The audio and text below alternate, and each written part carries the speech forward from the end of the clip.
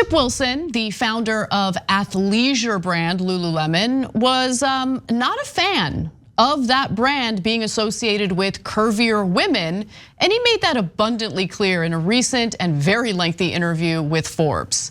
Here's what he had to say.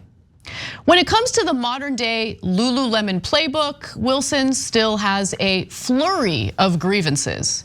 There's his personal, and you guessed it, controversial preferences, like his distaste for Lululemon's whole diversity and inclusion thing, and the appearance of the people in its ads, who he claims look unhealthy, sickly, and not inspirational, as he outlined to Forbes.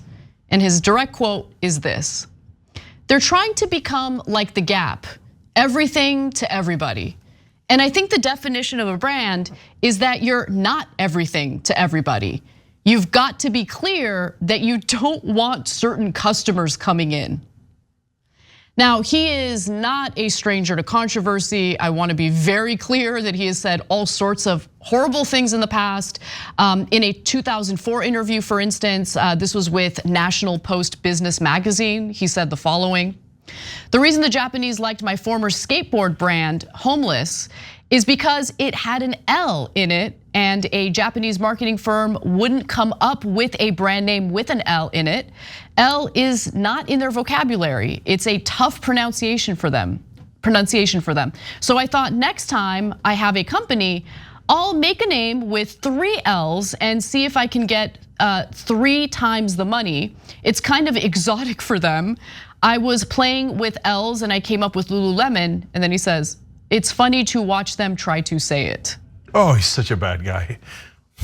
Okay, but that's not it. In 2013, during an interview with Bloomberg Television, he was asked by a reporter concerning customers' complaints on why there was piling on some of the fabric for Lululemon products, the yoga pants in particular, and here's what he said. Oh my God. "Frankly, some women's bodies just actually don't work for wearing Lululemon pants. It's really about the rubbing through the thighs. How much pressure is there over a period of time? How much they use it?" He does not like curvier women, that's for sure. Yeah, okay, so there's 2 different issues here. One is what kind of an ass Chip Wilson is. And if you come up with the name for your brand just because you think it's funny that Japanese people can't pronounce it, you're probably a pretty big ass. That's the guy? Yeah, that's the guy. That's the guy? No. Oh, he's got thoughts on women's bodies? Yeah, that's what he has. Okay, all right. So look, now there's one thing that I'm gonna defend there, which is that brands are not supposed to be everything to everyone. That is true. Okay, so for example, like there's high-end brands, everybody knows that, right? And so not for me. Yeah, first of all, it's not for me, but for some people they love it. And the whole point is it's so stupidly expensive that other people can't afford it, and that's why it's exclusive, right? But then there's legitimate things too, which is like Young Turks, for example. Our brand is honesty. So if you want someone to just fluff up the Democratic Party, this is probably not the show for you. Or if you want someone to pretend that the Republicans aren't monsters, probably not the show for you, right? So we do honest analysis, and so we don't spare anyone. We're not trying to be everything to everyone. We're trying to do honest reporting. So in their case, they sell skin tight clothes, right? Buyer beware. Okay, now, a disastrous thought. Would I ever wear Lululemon? Now I know it's for women anyway, but of course not, right? That's like, but hey, if you want to wear it, bless your heart, I'd sell it to you. I don't know that an advertising campaign around it makes too much sense. But is there a better way to say it than the way he's saying it? Of course, he's being so purposely offensive that it made me think that he might run for office. Why is he, I'm serious, why is he bothering to go and offend everyone unless he's thinking of becoming a Republican politician? I don't know, I really don't know why he says things the way he says it. But going back to what you were saying earlier about brands not being everything to everyone, there is a point to be made there, and I want to emphasize it because, look, it's one thing if you launch a brand and part of your brand is being inclusive. trying to appeal to women of all different shapes and sizes. It's another thing though, when you have a particular brand, and I do think that he's right in that in the earlier years, Lululemon was directly marketed toward, honestly, it was people who did yoga, like slender women who did yoga and wanted to live in yoga pants. And then when you do a pivot to something that's more inclusive, it could actually work out really well in some cases, because think about it, you're broadening your consumer base and you're marketing to a broader group of people, but sometimes it doesn't work. I don't know if it's had a detrimental impact on Lululemon, but it did have a negative impact on Victoria's Secret, for example. So Victoria's Secret had basically launched a very inclusive campaign, and it included women of all different shapes, sizes, backgrounds, and I want to show you an example of it, and then we'll talk about what happened afterwards. Let's watch. Proud to be who I am. Proud to be. Proud to be. Proud to be. Orgulhosa de ser. Something I wish people knew about LGBTQ relationships is that they're fine. Am I allowed to say that? Yes. Sorry. Proud to be queer. Proud to be. Who I invite to my story of pride is the world. When I walk outside the house or if I'm posting something, you're getting me. So I guess I invite the world. The people I invite are my closest friends. My biggest champions. Anyone who makes me feel safe and comfortable. So that's just one example of like the campaigning that they did. They did this for Pride Month about a year ago, for instance.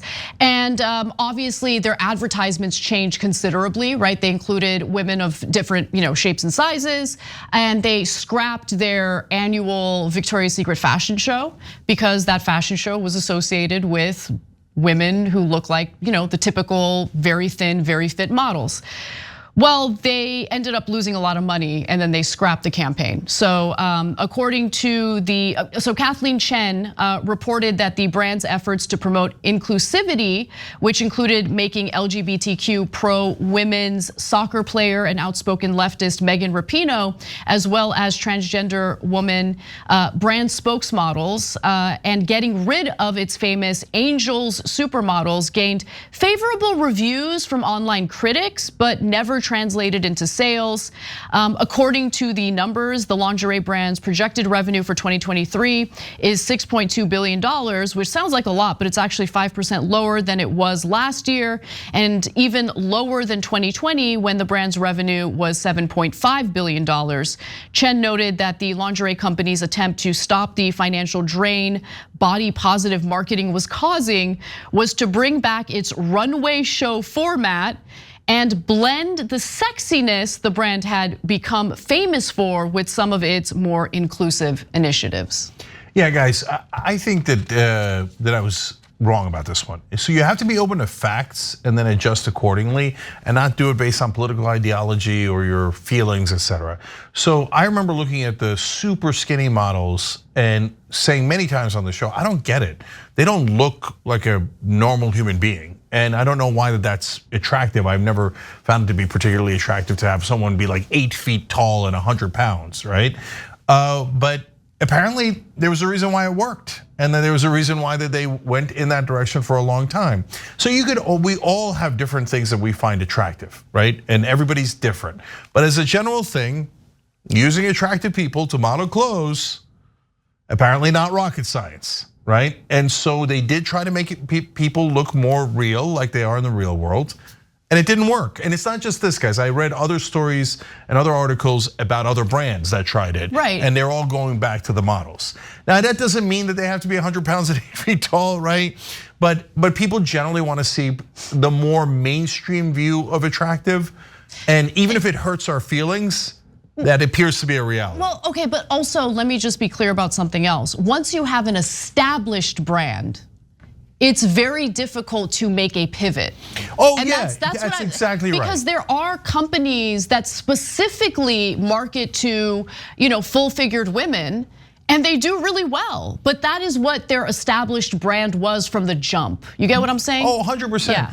And so look, I need clothes that are a little bit larger, so I need a market too. We're gonna buy clothes, but I get it. If they put a guy that's chubby on the ad, I don't know, maybe it affects us psychologically and we don't want it. You want the good, super good looking guy so you can pretend in your subconscious that you're gonna look like him when you wear that jacket or that shirt, etc.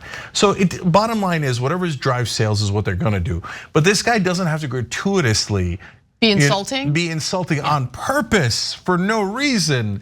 He's doing it for like either he gets a rise out of it or maybe he wants to go into politics. I don't know what it is, but he loves to insult people, and that's also not great marketing. No.